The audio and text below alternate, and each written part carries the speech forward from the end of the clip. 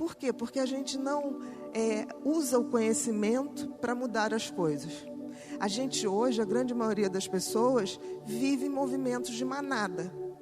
Não precisa muito, a gente vai a um shopping, se tiver uma loja cheia, todo mundo quer entrar na loja cheia.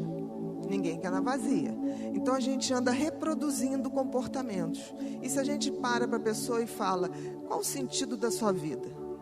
Ter filhos, família, constituir uma família, ter um trabalho, não é o sentido da vida. É o meio para se chegar ao sentido da vida.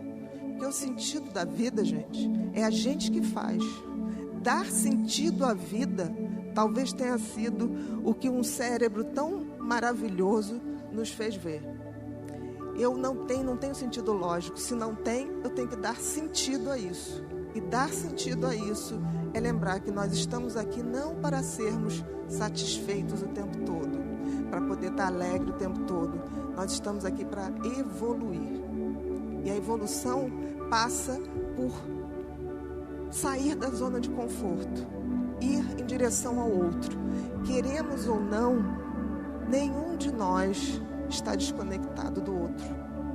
Se a gente não entender isso e não aceitar que a vida é breve, é passageira, mas que nós estamos aqui para evoluir, a gente vai o tempo todo estar em estresse, porque a gente quer mudar o que não pode ser mudado. A gente quer ser eterno, mas a gente não é. Justamente não podemos ser eternos, porque senão não cumpriríamos nossas tarefas. E outra coisa, se a gente não conseguir entender o sentido da vida e o propósito da vida, que é distribuir isso, abrir essa generosidade através dos nossos talentos para todos que estiverem ao nosso redor e o máximo de pessoas que a gente tiver, nós também não conseguimos a tal da evolução espiritual. O que é evolução espiritual? E não estou falando absolutamente de religião. Eu estou falando de espiritualidade. E espiritualidade tem a ver com sermos melhores e entendermos que nós passaremos, mas a humanidade continua. E a gente tem que ter o compromisso de passar o bastão para as pessoas que virão.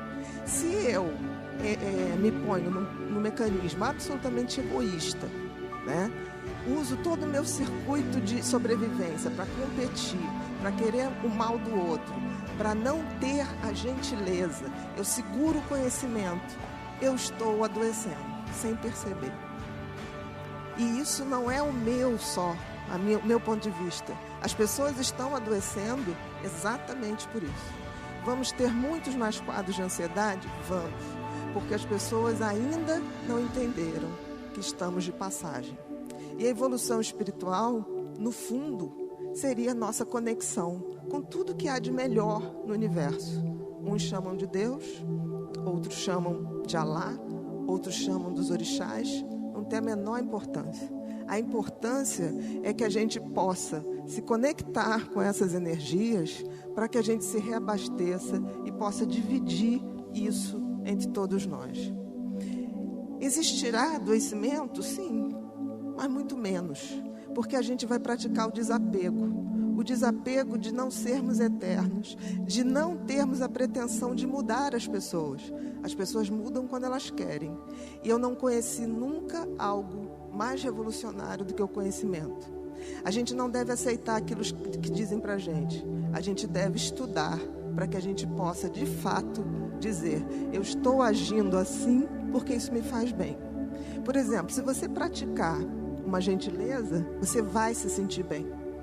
Aí você vai falar assim, não me senti tão bem no início. Faça a segunda, faça a terceira.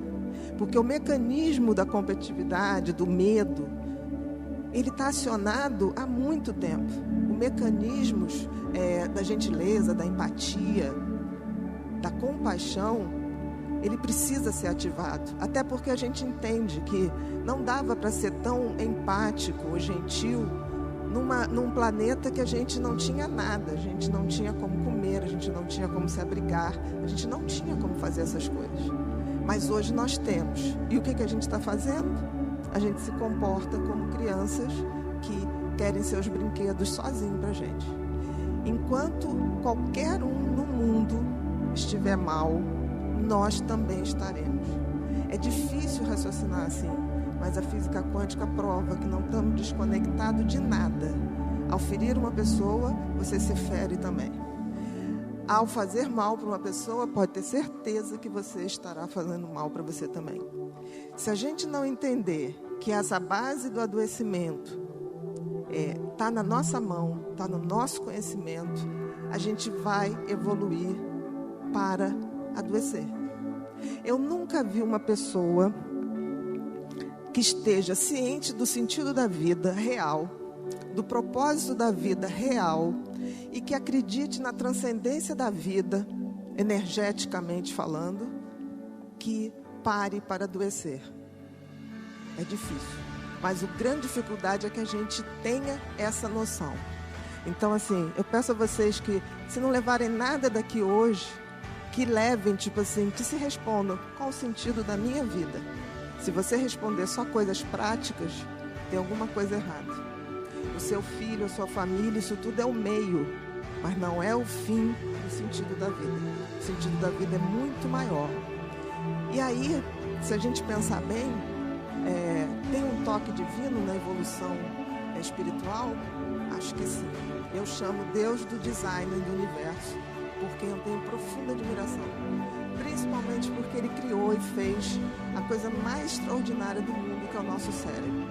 E aí eu deixo com vocês uma imagem que eu acho que vale mais do que 1000 palavras, que é a imagem de Miguel Ângelo, do quadro lindo que está na Capela Sistina, que é a criação do primeiro homem, né? E reparem um detalhe, não sei se vocês estão vendo aí, estão vendo Deus lá no cantinho? Vocês repararam que Deus está dentro de um cérebro?